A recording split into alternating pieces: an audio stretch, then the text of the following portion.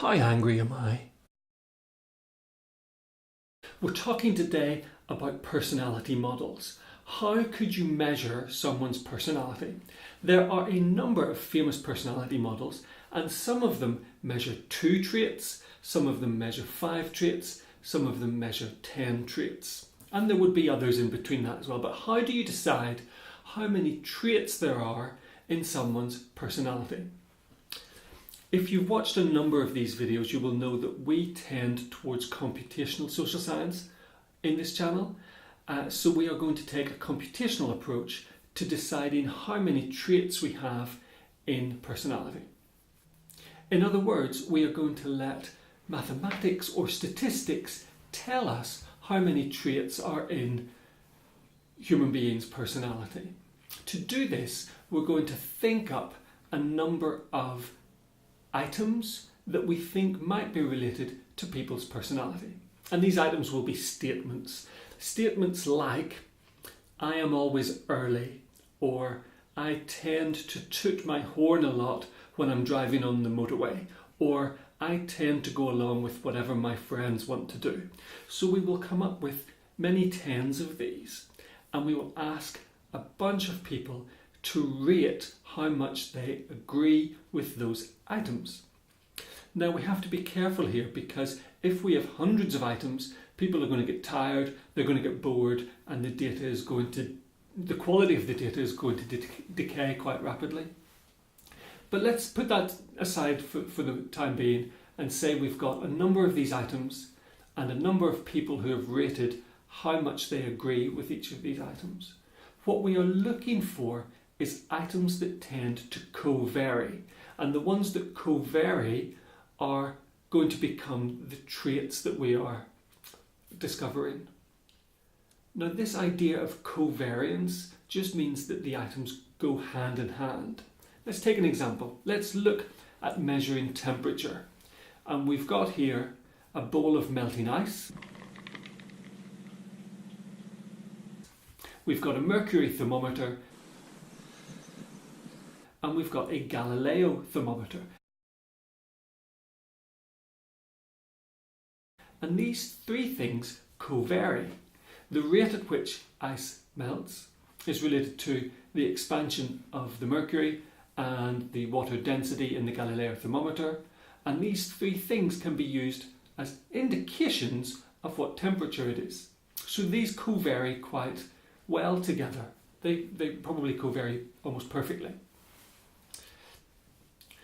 But these 3 things alone will not tell me how much I am going to feel the cold today, because there will be other factors. There will be other things that determine that, like whether or not I'm wearing a jacket. So these 3 things will go together, and they will explain a lot of how I'm feeling today, but they won't explain it perfectly. Now let's go back to personality. We've got all of these items, and we've got whether or not people tend to agree with these items, and we can analyse these items to see which co-vary. So here we have 2 items, and up here at this end, this is a person who rates both of them highly, and down here we have a person who rates them both quite low. And this gives us, in this instance, perfect covariance. Here we have another example, and this is still perfect covariance, although this is negative covariance. And this is when somebody agrees with this item, they disagree with this item. And what we do is we analyse all of our items to see which go together like this, and the ones that go together like this will become what are known as factors.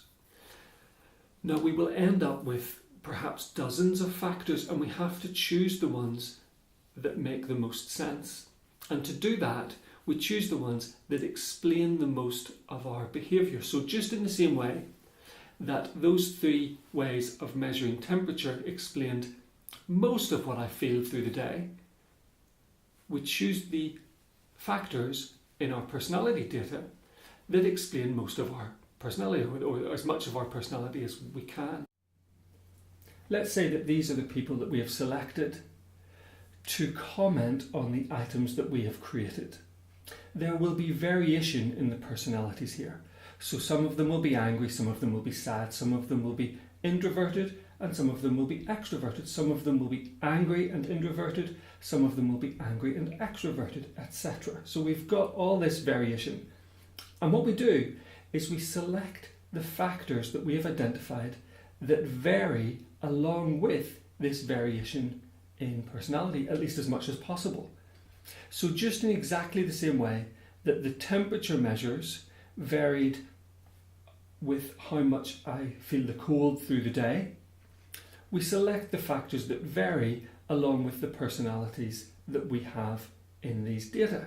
Now, we don't know what those personalities are yet until we examine the factors, but behind the scenes, some of these people will be more angry than others, and we select a factor that varies along with that anger. And then later on, we figure out that the items identified angriness or agreeableness or neuroticism or whatever it happens to be that we have selected to name that personality trait. And then we come up with a name for each of our factors. So here we have two of our items that co-vary nicely together, and one of the items is I tend to go along with whatever my friends want to do, and the other is I tend to agree with my friends. So we come up with a name that describes these two, and we could call it agreeableness. And in fact, agreeableness does feature in many personality models.